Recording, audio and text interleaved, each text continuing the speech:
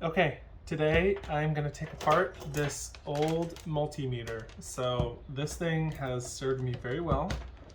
I got it while I was in school. I worked in what we call the checkout room, which was kind of like a library for tools. So when I was in school, I got this. We were getting rid of it. We got a bunch of new ones. This one is pretty cheap, so it wasn't a huge loss.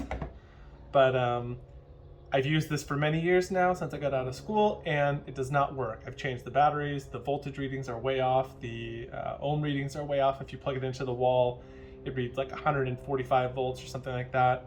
If you plug it into like a DC USB, it'll read like 9 volts. So it's just totally dead. I haven't figured out what exactly is wrong with it, but it's just not worth it to try to fix. So instead of that, I'm gonna take it apart.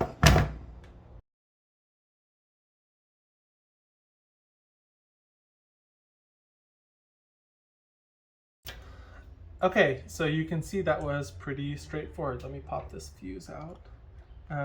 It's about exactly what I was expecting. It's a little more interesting than I thought it would be.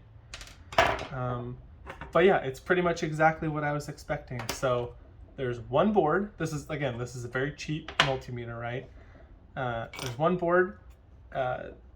This chip, I don't know if this drives the screen, maybe it was right up here underneath the screen. This is actually kind of cool. This wasn't really attached in any way. It was just kind of sitting in here on top of these pads. And I'm not entirely sure how it works. You can see this real interesting foam, I don't even know what to call this, but it's like foam with some sort of, I don't know, semi-conductive sort of ribbing in there or something. But this was just sitting on top of it. I have no idea how this works. This is like kind of interesting. I'm gonna look up how these kind of screens work. But anyway, it's got this big chip under here. So this is about what we would expect. So this can read current, DC volts, resistance, which is basically the same thing as current, but through with a known voltage. It's got a little speaker back here. So when you get continuity on the wire, it'll buzz. That's what this guy is. Make a little beeping sound. But then this is kind of cool. So when you turn this, you flip the dial here to the different settings that you want. And then this here, as it spins, these little brushes touch different parts of the circuit and then put your measurement through different parts of the circuit. So this is actually like kind of cool. I didn't really know how that was going to work. I'm surprised it's not more digital than that. This is like a very, I don't know, analog looking kind of thing.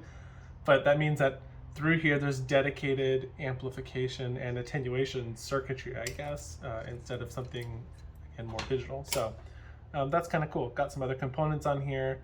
I don't think there's much in the way of like protection. So there is a fuse, but there's no like flyback protection or anything else really to keep the user from destroying this if they plug it into the wrong thing. It looks pretty straightforward. So if you were to open up like a fluke or something, it would be a lot more complicated. But this is kind of a cool board. I like the way this looks a lot. This is definitely going to go in my project. And then obviously a 9-volt battery in the screen. So pretty cool.